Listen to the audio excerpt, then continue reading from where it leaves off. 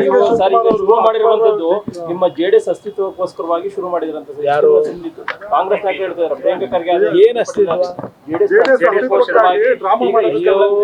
ರಾಮ ಪ್ರಿಯಾಂಕಾ ಖರ್ಗೆ ಅವರೇ 3 ವರ್ಷ ಇದ್ದು ಪ್ರಿಯಾಂಕಾ ಖರ್ಗೆ ಅವರೇ ಕಾಂಗ್ರೆಸ್ ನಾಯಕರೇ 2018ರಲ್ಲಿ ಹಲವಾರು ಭಾಗ್ಯ ಯೋಜನೆ ಕೊಟ್ಟು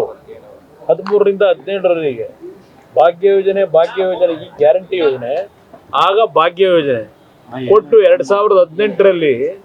ಪ್ರಿಯಾಂಕಾ ಖರ್ಗೆ ಅವರೇ ಎಂ.ಬಿ. ಪಾಟೀಲ್ರೆ ಯಾರ ಮನೆ ಬಾಗಿಲಿಗೆ ಬಂದು ಕಾಲಿಡ್ಕೊಂಡು ಕೂತ್ರಿ ಯಾರ ಮನೆ ಬಾಗಿಲಿಗೆ ಹೋಗಿ ಕಾಲಿಡ್ಕೊಂಡು ಕೂತಿದ್ರಪ್ಪ 2018ರಲ್ಲಿ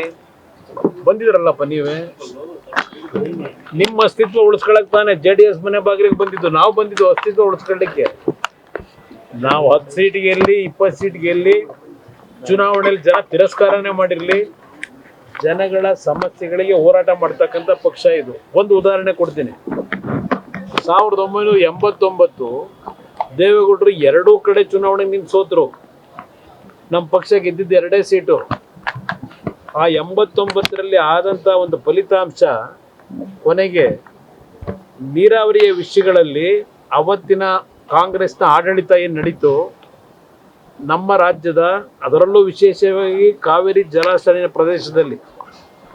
ಟ್ರಿಬ್ಯುನಲ್ ರಚನೆ ಆಗ್ತಕ್ಕಂಥದ್ದಕ್ಕೆ ಅವರ ಉದ್ದಟತನ ಕಾಂಗ್ರೆಸ್ ಸರ್ಕಾರ ನಡೆಸಿದ್ರಲ್ಲ ಅವತ್ತು 89ನೇ ಇಸ್ವಿ 176 ಸೀಟ್ ಗೆದ್ದು ಅದರ ಪ್ರತಿಫಲ ಇವತ್ತು ನಾವು ಅನುಭವಿಸ್ತಾ ಇದ್ದೇವೆ ಇವತ್ತು ಏನು ಡ್ಯಾಮೇಜ್ ಆಯಿತು ಆ ಕಾಂಗ್ರೆಸ್ನ ಆಡಳಿತದಲ್ಲಿ ಆ ಸಂದರ್ಭದಲ್ಲೂ ಕೇವಲ 2 ಸೀಟ್ ಗೆದ್ದಂಥ ದೇವೇಗೌಡರ ನಾಯಕತ್ವದಲ್ಲೇ ಕಾವೇರಿ ಪರವಾಗಿ ನಿರಂತರವಾಗಿ ಹೋರಾಟ ಏನು ಮಾಡ್ಕೊಂಡು ಬಂದಿದ್ದೇವೆ 2 ಸೀಟ್ ಗೆಲ್ಲಿ 120 ಸೀಟ್ ಗೆಲ್ಲಿ ನಮ್ಮ ಪಕ್ಷ ಜನಗಳ ಮಧ್ಯದಲ್ಲಿರ್ತಕ್ಕಂಥ ಪಕ್ಷ ಇದು ಇವ್ರಿಗೆ ಬೇಕಾದಾಗ ಯಾರು ಬೇಕಾದರೂ ಕಾಲಿಡಿತೀರಿ